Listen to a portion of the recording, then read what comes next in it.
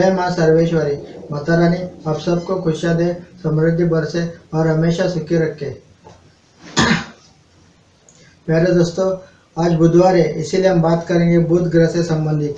बुध, जी हाँ, दुनिया की वो ताकत जो सबसे परे है। बुध यानी कि हमारा पूरा ब्रह्मांड। बुध यानी कि ये हरियाली। बुध यानी कि ये जो खालीपन है वो भी बुध से कंसर्न होता है। ये तो शमशान माने जाते हैं, ये भी बुध से कंसर्न होता है। इंसान जो शरीर पे टिका हुआ है, जिसके अंदर नसें चलते हैं, नशे के अंदर जो खून प्रवाहित होता है, ये जो नशे है, नशे भी बुध से ही कंसर्न होता है। जिस किसी का भी बुध अच्छा उसका सब कुछ अच्छा, और जिस इंसान का बुध बुरा उसका सब कुछ बुरा। सबसे पहले हम बात करेंगे पेट से संबंधित बुध से। जिस भी व्यक्ति को पेट से संबंधित दिक्कत रहती है, जैसे गैस, एसिडिटी, डाइजेशन रिलेटेड कुछ भी अगर दिक्कत रहती है, तो ऐसे इंसान को आगे चल के लगभग 10-15 साल के बाद उनको अल्सर, कैंसर, ट्यूमर जैसी घातक बीमारियों का सामना करना पड़ सकता है या करना पड़ता है।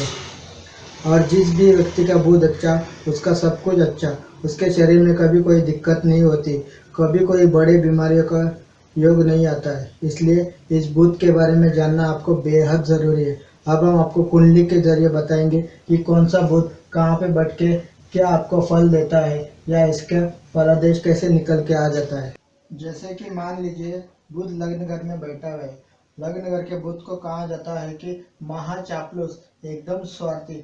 ऐसा इंसान अगर कहीं पे भी काम करता है, चाहे किसी भी पोस्ट पे क्यों ना हो, कितने नीचे के पोस्ट पे, निचले स्तर के पोस्ट पे क्यों ना हो, तो वो थोड़े दिन के अंदर या थोड़े साल के अंदर वहाँ के बढ़िया पोस्ट पे जाकर बैठ जाते हैं। यहाँ पे अगर मान लीजिए कि बुध लड़की की कुंडली में आ गई, तो उसका गला थोड़ा सा लंबा रहेगा, यानी कि आम आम लड़कियां जो होती है उनसे थोड़ा अलग रहेगा, थोड़ा लंबा रहेगा। तो आप उस इससे भी जान सकते हैं कि उसका बुध लग्न घर में है। और यहाँ पे और एक खास बात है, जिसका भी बुध लग्न घर में रहता है, ऐसे पति पत्नी को पुत्र का सुख हमेशा 34 साल के बाद मिलना आरंभ होता है, या 34 साल के बाद मिल जाता है।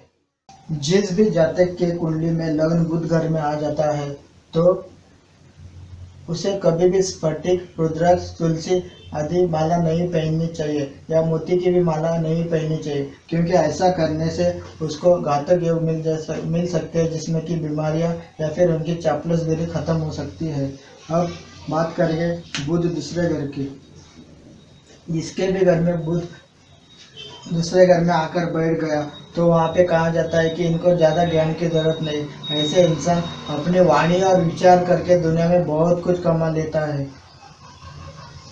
लेकिन यहाँ पे एक बात है कि अगर इसके घर में ऊल के गोले हुए, वो लिपटे हुए घर में पड़े हुए, तो इनका नसीब कभी भी नहीं खुलेगा, वो हमेशा बंधा ही रहेगा। इसलिए ऐसे व्यक्ति को सबसे पहले देखना है कि आप अपने घर में कहीं भी अगर ऊल के गोले हुए, तो वो खोल के बाहर फेंकना। अब हम बात करेंगे तीसरे घर के बुत की। इसको कहा जाता है कि अक्लमंद बेवकूफ़ या समझदार बेवकूफ़। इसके पास बहुत बहुत कुछ रहेगा, बहुत कुछ ज्ञान रहेगा, लेकिन कभी भी वो स्वयं उस ज्ञान का उपयोग नहीं करेगा, बस दूसरों को बांटेगा। यहाँ पे ये भी निकल के आ सकते हैं, ये पराक्रम कर करके थक जाता है, लेकिन कभी भी सफल नहीं हो पाता। चौथे घर को बुध को कहा गया है कि सब कुछ कमाने वाला, बिजनेस करने वाला, काम धंधा कम करके, बिजनेस करके दुनिया में अपने लिए घर, ऐशो आराम कमाने की ताकत रखने वाला, यानी कि मन से करने की, जो बिजनेस करने की बुद्धि होती है वो करने वाला बुध।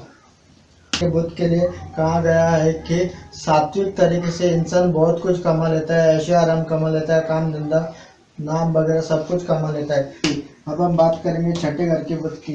इसे हम पावर हाउस भी कहते हैं। पूरी कुंडली या दुनिया में जो कुछ है वो सब कुछ इस घर पे निर्भर है, यानी कि पावर हाउस छठा घर। छठा घर बुध का घर होता है और प्योर पावर हाउस होता है। यहाँ पे बिजनेस करने की प्योर बुद्धि होती है। जैसे कि आप अनिल अंबानी को ले लीजिए, यहाँ पे 4-5 ग्रह बैठ के वो अपने आप में कुछ ना कुछ ऐसे कर रहे हैं कि उनका बिजनेस हमेशा चलते ही जा रहा है। क्योंकि जब भी दुश्मन ग्रह यहाँ पे बैठ जाते हैं, ये कभी भी अपने आप में झगड़ा नहीं कर पाते।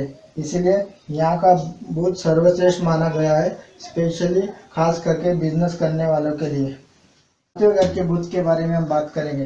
सातवां घर का बुध यानी सारे ऐशो आराम, सारे लग्जरी पाने का सुख, सारे विचार जो यहाँ से बनते हैं, चाहे वह लड़की से संबंधित हो, औरत से संबंधित हो, या दुनिया की कोई भी ऐशो आराम पाने की इच्छा रखना, ये सब सातवें घर के बुध से ही कंसर्न होता है। तो इसलिए इस बुध को देखना बहुत जरूरी है।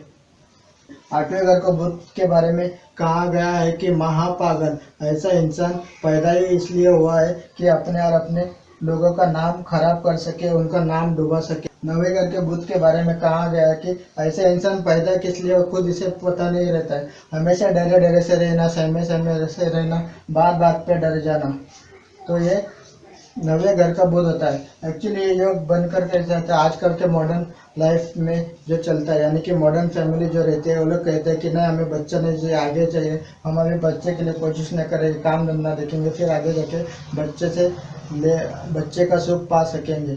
ऐसा सोच विचार रखने के जब भी कोई बच्चा पैदा होता है तो उनके कुंडली में बुध नवे घर में पैदा होके आ जाता है। बुध की 10वें घर के बुध, यानी कि इनके माता पिता कुछ ना कुछ काम करेंगे, धंधा वगैरह कुछ कर सकते हैं, लेकिन ये जिस भी जातक के कुंडली में 10वें घर में बुध आता है तो वो सोचता है कि नहीं, मैं अपने माता पिता का काम नहीं करूँगा, उनका काम धंधा नहीं देखूंगा, मैं कुछ अलग करके पैसा कमाने के लिए विचार करूँगा।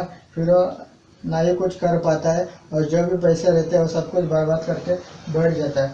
11वें घर के बुध, यानी कि लाभ को खराब करना, समय समय पर खराब करना। इनके यहाँ एक योग निकल के आता है कि इनके घर में बड़े बड़े बर्तन होंगे, जैसे कि बड़े मड़के या कोई भी बहुत बड़ा बर्तन जो उल्टे रखे होंगे, तो सबसे पहले इनको उस बर्तन को ठीक करना है, यानी कि उल्टा बिल्कुल नहीं रखना है। बुध 12वें घर के बुध के बारे में कहा गया है कि आधा पागल है, दुनिया में कब क्या करेगा खुद इसे पता नहीं होता, करने जाएगा एक, फिर कुछ दूसरा ही करके आएगा। तो इस तरह से ये बुध यहाँ पे हमारे कुंडली में चलता है। अब जब भी 1 2 3 4 5 6 यानी कि पहला भाग, इस भाग के अंदर बुध रहेगा तो उसकी कुंडली 34 साल से पहले शुरू हो चुकी होगी, यानी कि 34 साल के बाद उसका जो भी काम धंधा है वो सब कुछ धीरे धीरे करके कम होते चले जाएगा, फिर आगे चल के बहुत कम होगा या उसको बहुत बड़े लाभ नहीं मिलेंगे। लेकिन जिस भी व्यक्ति के कुंडली में 7 8 9 10 11 12 यानी कि दूसरे भाग में अगर बुध बैठे रहेंगे तो उसके लिए कहा गया कि 34 साल के बाद उसका लक खुलता है। आज हमने बात की बुध से संबंधित, कौन सा बुध कहाँ पे बैठ के क्या फल देता है, किस तरह का योग बन के निकल के आ जाता है। तो जय माँ सर्वेश्वरी।